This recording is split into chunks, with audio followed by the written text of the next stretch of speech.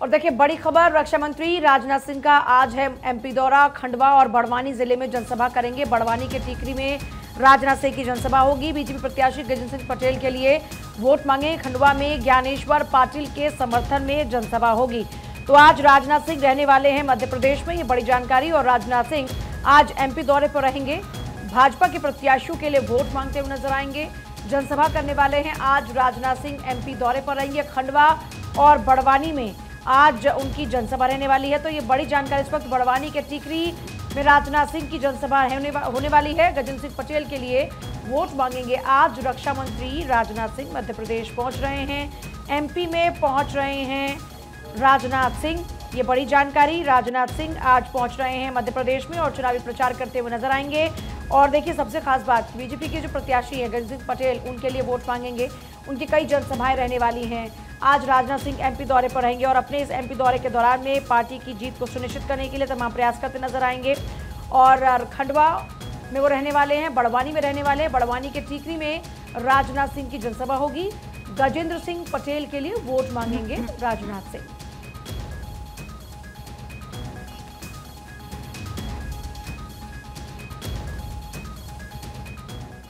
उधर आज यूपी के सीएम योगी आदित्यनाथ पश्चिम बंगाल का दौरा करने वाले हैं, जिसमें बरहमपुर, बीरभूम और इसके अलावा आसनसोल में रैलियां करेंगे। आसनसोल के निंगा ग्राउंड में सीएम योगी की जनसभा होगी। तो आज पश्चिम बंगाल का ये सीएम योगी का दौरा कई मायनों में खास है, क्योंकि अब आने वाले फेज के लिए चुनाव प्रचार में बीजेपी लगातार जुटी हुई। तमाम जितने भी दिग्गज नेता हैं, बड़े चेहरे हैं, स्टार प्रचारक, वो अलग अलग राज्यों का फिलहाल जिम्मा संभाले हुए। और सीएम योगी की अगर हम बात करें तो यूपी के साथ साथ पश्चिम बंगाल का जिम्मा सीएम योगी के कंधों पर। और ऐसे में पश्चिम बंगाल का ये दौरा कई मायनों में बेहद खास है। आज कई रैलियां करेंगे उत्तर प्रदेश के मुख्यमंत्री योगी आदित्यनाथ।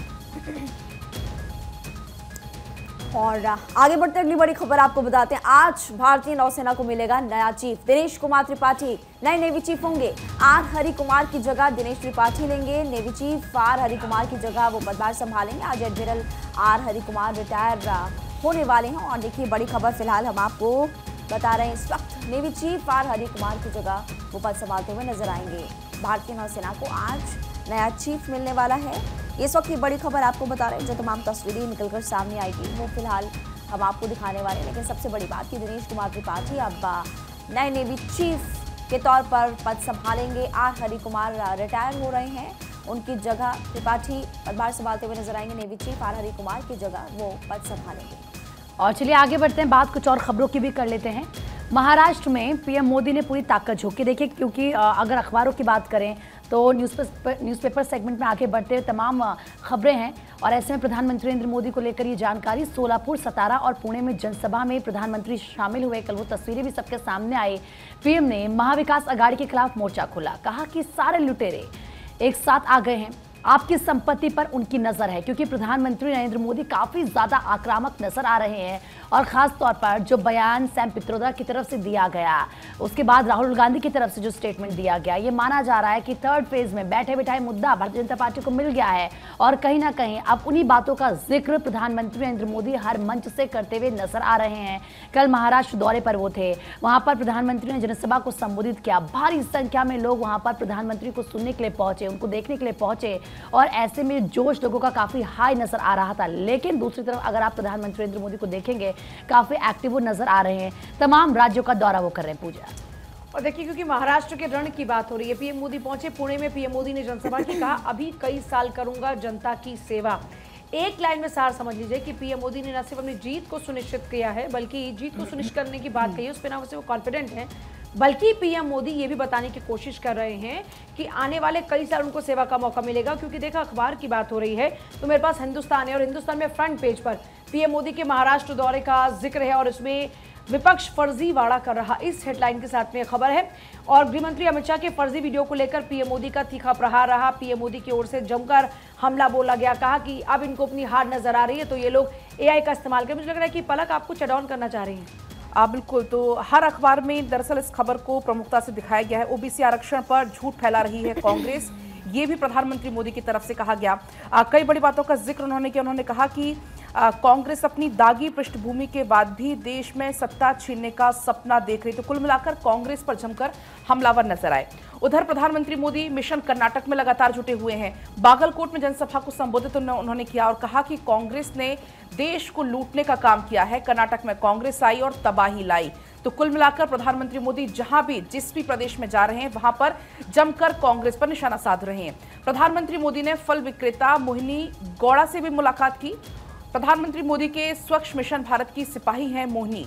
प्लास्टिक बैग की जगह पत्तों का वो इस्तेमाल करती हैं। जनसभा से पहले उन्होंने ये मुलाकात की और मुलाकात की तस्वीरें भी आपकी टीवी स्क्रीन पर हैं। ये देखिए कैसे उन्होंने इस महिला से मुलाकात की है, क्योंकि स्वच्छ भारत का जो मिशन है, प्रधानमंत्री मोदी का जो सपना है, उसकी सिपाही हैं मोहिनी, क्योंकि ये पॉलिथीन की जगह पत्तों का इस्तेमाल करती हैं, प्लास्टिक बैग की जगह पत्तों का इस्तेमाल करती हैं। और स्वच्छ मिशन की सिपाही मोहिनी है, जिनसे मुलाकात करते हुए मोहिनी गौड़ा से प्रधानमंत्री मोदी ने ये मुलाकात की है।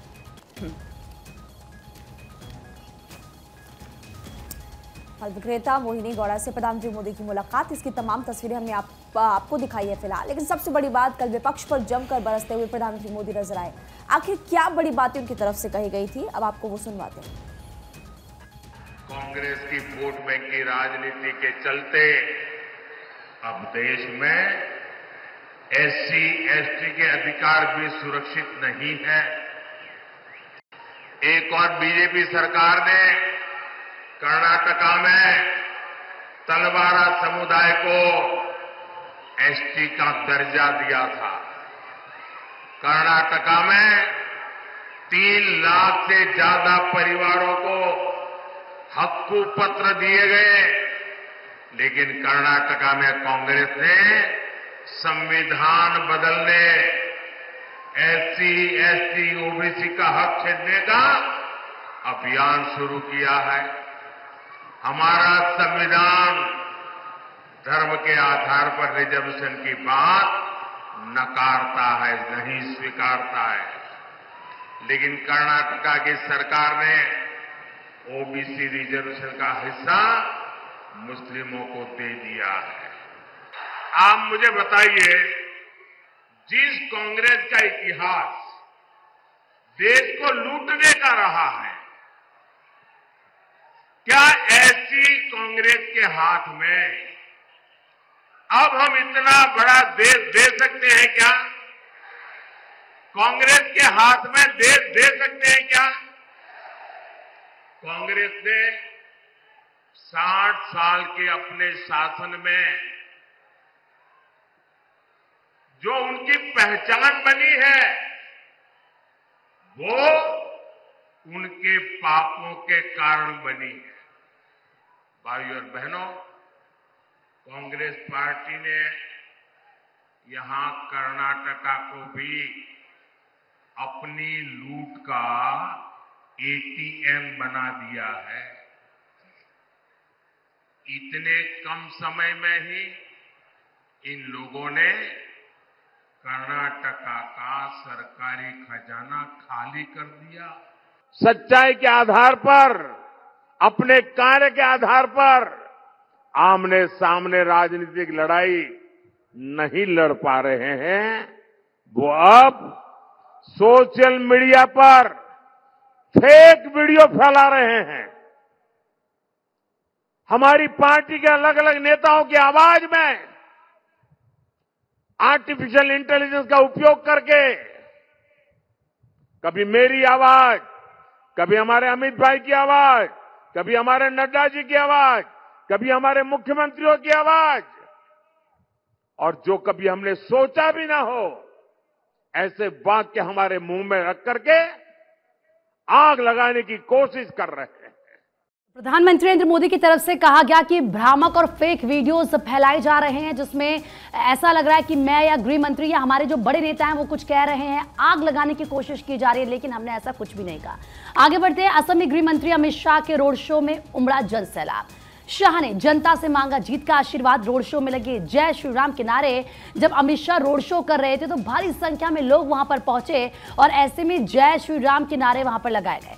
और देखिए इन तस्वीरों को देखकर जब लोग वहां पर मौजूद रहे तो खुद गृह मंत्री अमित शाह भी काफी गदगद नजर आए, क्योंकि जाहिर सी बात है ये भारतीय जनता पार्टी समझ रही है कि जो तमाम लोग वहां पर पहुंच रहे हैं ये उनका वोट बैंक है, ये वो लोग हैं जो वोटों में तब्दील होंगे। और इसीलिए अब की बार 400 पार ये नारा आप हर एक रैली या रोड शो में जरूर सुनेंगे। जो तमाम कार्यकर्ता समर्थक वहां पर होते हैं इसको लगाते हैं और इन्हीं तस्वीरों को देखकर किस तरीके से आश्वस्त होते हुए तमाम दिग्गज नजर आते हैं। लेकिन ये तस्वीरें हम आपको दिखा रहे हैं जब शाह ने जनता से जीत का आशीर्वाद मांगा भारी संख्या में, क्योंकि वो जब रोड शो निकाल रहे थे तो लोग वहां पर इकट्ठा हुए, भले ही अंधेरा था लेकिन उसके बावजूद देखिए किस तरीके से लोगों का जन सैलाब वहां पर नजर आया।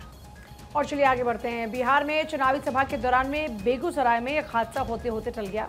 टेक ऑफ के वक्त डगमगाया अमित शाह का हेलीकॉप्टर। तेज हवा की वजह से डगमगाया हेलीकॉप्टर उड़ान भरने के तुरंत बाद 2 फीट नीचे आया हेलीकॉप्टर। तस्वीरें आप देखिए, हवा के कारण पश्चिम की जगह पूर्व दिशा की ओर हेलीकॉप्टर गया। पायलट ने तुरंत ही संभाला पूरा मोर्चा और पश्चिम की ओर सीधी उड़ान ली। तो ये देखिए एक बड़ा हादसा होते होते टल गया। टेक ऑफ के वक्त में अमित शाह का ये हेलीकॉप्टर जो कि डगमगाया। बिहार के बेगूसराय में एक बड़ा हादसा होते होते टल गया। तेज हवा के कारण से ये हेलीकॉप्टर डगमगाया। उड़ान भरने के बाद 2 फीट नीचे आया हेलीकॉप्टर। पश्चिम की जगह पूर्व दिशा की ओर ये हेलीकॉप्टर गया। तो तस्वीरें इस वक्त आप देखिए, पायलट ने पूरा सिचुएशन को संभाला, पश्चिम की ओर सीधी उड़ान भरी।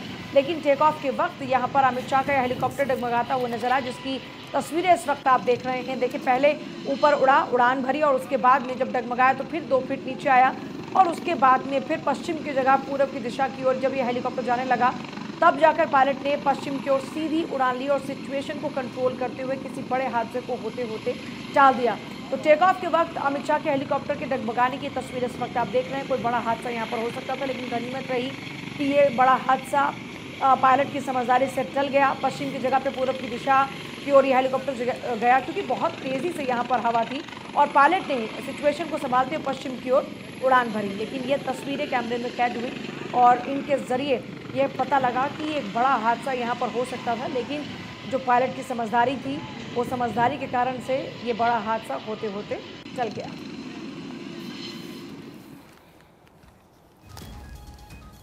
तो अमित शाह लगातार धुआंधार प्रचार प्रसार में जुटे हुए हैं। चुनावी प्रचार के दौरान आपको बता दें बेगूसराय पहुंचे, वहां पर सभा को संबोधित किया और इस दौरान लालू यादव पर, कांग्रेस पर जमकर प्रहार करते हुए अमित शाह नजर आए। तो कई दौरे अब तक चुनाव के चलते बिहार के हो चुके अमित शाह के, प्रधानमंत्री मोदी के, और एक बार फिर से बेगूसराय पहुंचे अमित शाह और उन्होंने यहां पर क्या कुछ कहा है सुनिए। मंडिया गठबंधन, ये इंडी अलायंस अगर जीतता है तो देश का प्रधानमंत्री कौन बनेगा? इनके पास कोई नेता है क्या? जरा जोर से बोलो है। मुझे बताओ, ये लालू यादव जी को देश का प्रधानमंत्री बना सकते हैं क्या? स्टालिन जी देश संभाल सकते हैं क्या? ममता बनर्जी संभाल सकती है क्या? ये राहुल बाबा के बारे में दूर दूर से भी सोच सकते हैं क्या? झंझारपुर वालों, अगर भगवान न करे इनमें से इंडिया अलायंस की सरकार आई तो इन्होंने कहा था 1-1 साल हम प्रधानमंत्री पद बांट लेंगे। 1 साल शरद पवार जी बनेंगे, 1 साल लालू जी बनेंगे, 1 साल ममता जी बनेगी, 1 साल स्टालिन बनेंगे और कुछ बचा खुचा होगा तो राहुल बाबा बनेंगे। मोदी जी ने एक 5 ही साल में केस भी जीता, भूमि पूजन भी किया और 22 जनवरी को प्राण प्रतिष्ठा कर जय श्री राम कर दिया। भाइयों बहनों, ये लालू यादव, राहुल गांधी, सोनिया गांधी, तेजस्वी यादव, ये सभी लोगों को निमंत्रण भेजा था प्राण प्रतिष्ठा का, मगर वो अपनी वोट बैंक से डर से नहीं गए। मुझे बताओ भाइयों बहनों, करोड़ों राम भक्तों की जहां आस्था है, वो मंदिर के प्राण प्रतिष्ठा महोत्सव में भी वोट बैंक की पॉलिटिक्स करने वाले एक घमंडिया गठबंधन देश को सुरक्षित रख सकता है क्या? और देखिए अमित शाह ने INDI अलायंस पर हमला बोला। INDI अलायंस को बहुमत मिलेगा तो पीएम आखिर कौन बनेगा, सवाल पूछते हुए नजर आए कि अभी तक प्रधानमंत्री का चेहरा ही डिसाइड नहीं है। अलायंस के पास कोई चेहरा भी नहीं है, ये भी कहते हुए नजर आए। 10 साल तक मोदी जी को प्रधानमंत्री बनाया, देश सुरक्षित हुआ, देश का सम्मान बढ़ा, जनता तीसरी बार नरेंद्र मोदी को प्रधानमंत्री बनाते हुए नजर आएगी। तो वहीं बिहार के झंझारपुर में गृह मंत्री अमित शाह की जनसभा, कहा कि कर्पूरी ठाकुर को भारत रत्न देकर पीएम ने किया है पिछड़ों का सम्मान। इंडिया अलायंस पर भी जमकर निशाना गृह मंत्री की तरफ से साधा गया। और देखिए जिस तरीके से कर्पूरी ठाकुर को भारत रत्न दिया गया, इसका जिक्र भी गृह मंत्री अमित शाह ने मंच से किया, लोगों को साधते हुए। और जाहिर सी बात है, क्योंकि जैसे कि हम लगातार कह रहे हैं, इस बार टारगेट बड़ा है, तो जनता के बीच मैसेज देने की कोशिश की गई। हालांकि विपक्ष की तरफ से आपको याद होगा कि ये भी कहा गया कि चुनाव से ठीक पहले भारत रत्न दिया जा रहा है, क्या मंशा है भारतीय जनता पार्टी की। लेकिन अब गृह मंत्री अमित शाह की तरफ से कहा गया कि पिछड़ों का सम्मान उन्हें भारत रत्न देकर किया गया। और चलिए आगे बढ़ते हैं। गृह मंत्री अमित शाह के एडिटेड वीडियो मामले में दिल्ली पुलिस की जांच तेज। असम से एक गिरफ्तारी, तेलंगाना के सीएम रेवंत रेड्डी को नोटिस। 1 मई को पूछताछ के लिए भी बुलाया गया। तेलंगाना के मुख्यमंत्री को दिल्ली पुलिस ने बुलाया है और इस पूरे मामले को लेकर देखिए खुद तेलंगाना के मुख्यमंत्री ने भी मोर्चा खोला है। केंद्रीय गृह मंत्री अमित शाह के फर्जी वीडियो मामले में तेलंगाना के मुख्यमंत्री रेवंत रेड्डी समेत 6 लोगों को दिल्ली पुलिस ने नोटिस भेजा है। इन सभी को 1 मई को जांच में शामिल होने को कहा गया। इस बीच मामले में असम से एक शख्स की गिरफ्तारी हो चुकी है। दिल्ली पुलिस की intelligence fusion and strategic operations unit के सूत्रों के मुताबिक नोटिस में रेवंत रेड्डी को उनके द्वारा इस्तेमाल किए जाने वाले सभी इलेक्ट्रॉनिक डिवाइस की जांच कराने को कहा गया है। ये कार्रवाई गृह मंत्रालय और भाजपा की शिकायतों के बाद दर्ज मामले की जांच को लेकर की गई है। मुख्यमंत्री के अलावा जिन लोगों को नोटिस भेजे गए हैं वो सभी तेलंगाना से जुड़े हुए हैं। चलिए आगे बढ़ेंगे। एक और बड़ी खबर आपको इसी बीच बताएंगे। संबित पात्रा ने पुरी से किया नामांकन। ओडिशा के पुरी से नामांकन उन्होंने किया। दूसरी बार इसी सीट से वो चुनाव लड़ रहे हैं। तो कल का दिन बेहद खास रहा। कल बीजेपी के तमाम जो बड़े चेहरे हैं वो नामांकन करते हुए नजर आए। राजनाथ सिंह उन्होंने लखनऊ से नामांकन किया, स्मृति ईरानी अमेठी से उन्होंने नामांकन किया। और ये तस्वीर आपकी टीवी स्क्रीन पर संबित पात्रा की है जो कि पुरी से नामांकन करते हुए नजर आ रहे हैं। और ये दूसरा ऐसा मौका है जब वो इसी सीट से नामांकन कर रहे हैं। तो अब आने वाले फेज के लिए जो नामांकन की प्रक्रिया है वो फिलहाल चल रही है और कल नामांकन हुआ है। संबित पात्रा ने पुरी से नामांकन किया है, तस्वीरें आप देख सकते हैं। कल लखनऊ से राजनाथ सिंह ने भी नामांकन किया था। उनके साथ उत्तर प्रदेश के मुख्यमंत्री योगी आदित्यनाथ मौजूद रहे थे और सीएम धामी मौजूद रहे थे। इसके अलावा स्मृति ईरानी के साथ मध्य प्रदेश के सीएम डॉक्टर मोहन यादव मौजूद रहे थे। तो कल बीजेपी के तमाम दिग्गजों ने नामांकन किया। और देखिए तेलंगाना में बेहतर प्रदर्शन के लिए बीजेपी ने दम लगाया। पार्टी अध्यक्ष जेपी नड्डा ने हैदराबाद में एक रोड शो किया, प्रत्याशियों के लिए वोट की अपील करते हुए नजर आए।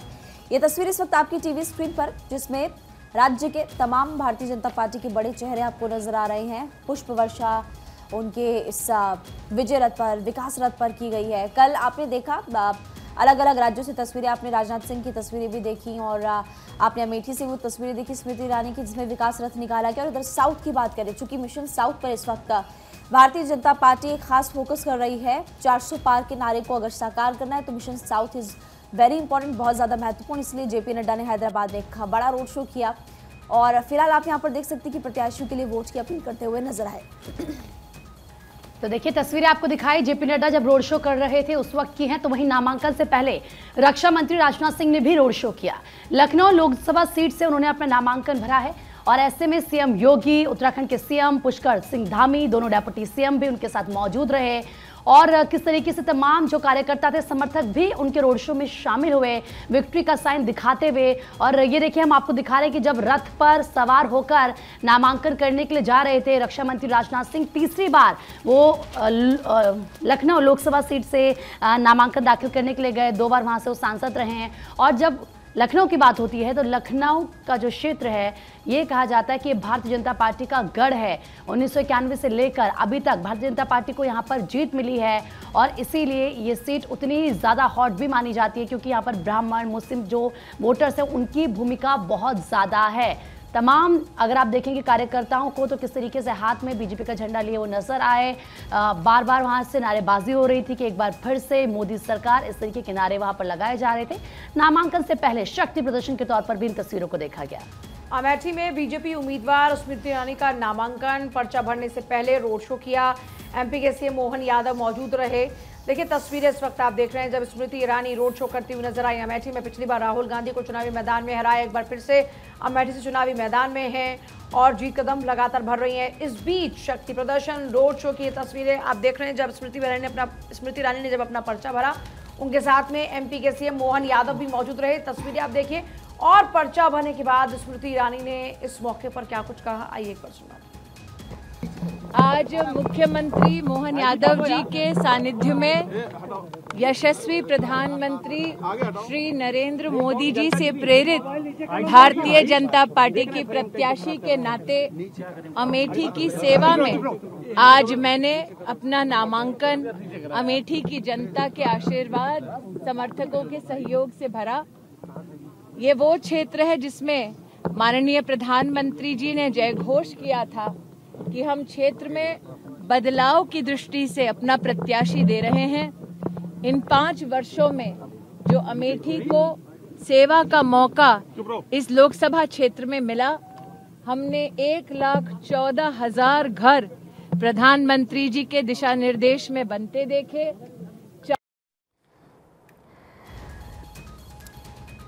आगे बढ़ते हुए देखिए केंद्रीय मंत्री अनुराग ठाकुर का कांग्रेस पर निशाना। पलक बिल्कुल, यहाँ पर उन्होंने कहा कांग्रेस आरक्षण संविधान के नाम पर लोगों को बांट रही है। इंडिया अलायंस परचून की दुकान बन चुका है। अनुराग ठाकुर ने कहा इंडिया अलायंस की गारंटी फेल हो चुकी है। कांग्रेस आज मुद्दा विहीन है, इसलिए भ्रम फैला रही है। बिल्कुल, आगे बढ़ते हैं और आगरा में सपा प्रमुख अखिलेश यादव ने जनसभा की और आपको जानकारी दे दें कि संबोधित करते हुए उन्होंने सपा के लिए वोट मांगे, बीजेपी पर जमकर निशाना साधा और भारतीय जनता पार्टी पर निशाना साधते हुए नजर आए। ये तस्वीर आपकी टीवी स्क्रीन पर अखिलेश यादव ने जनसभा की और केंद्र सरकार पर निशाना साधा। तो आगरा में अखिलेश यादव ये जनसभा को संबोधित करते हुए नजर आए। इस दौरान मंच से भारतीय जनता पार्टी पर, बीजेपी पर निशाना वो साधते हुए भी नजर आए। सपा के लिए वोट की अपील उन्होंने तमाम लोगों से की और इस दौरान क्योंकि तमाम मुद्दे हैं जो विपक्ष उठा रहा है, जैसे कि कहना है कि आप बताइए बेरोजगारी को लेकर जो वादा आपने किया था, नौकरी देंगे, क्या वो उस वादे को आपने पूरा किया? आप लोगों को बरगलाने की कोशिश कर रहे हैं और मंच के तस्वीरें आपको दिखा रहे हैं। और आगे बढ़ते हुए बात आसनसोल की भी कर लेंगे। देखिए आसनसोल में अपनी जीत सुनिश्चित करने के लिए बिहारी बाबू बहा रहे हैं जमकर पसीना। बांग्ला बोलकर स्थानीय लोगों को लुभाने की कोशिश शत्रुघ्न सिन्हा कर रहे हैं और ये देखिए किस तरीके से भीषण गर्मी, लेकिन उसके बावजूद किस तरीके से शत्रुघ्न सिन्हा यहाँ पर लोगों के बीच पहुँच रहे हैं। टीएमसी की तरफ से उनको उम्मीदवार बनाया गया है और एक बार फिर से तो ऐसे में लोगों के बीच जाकर जो स्थानीय भाषा है लोगों की बांग्ला में, उनसे संवाद करने की कोशिश कर रहे हैं, कनेक्ट करने की कोशिश कर रहे हैं। इससे पहले शत्रुघ्न सिन्हा की तरफ से आपने देखा होगा किस तरीके से दम भरते हुए ये बात कह रहे थे कि आसनसोल की जो जनता है वो उनके साथ है और एक बार फिर से उनको आशीर्वाद यहाँ से दिया जाएगा।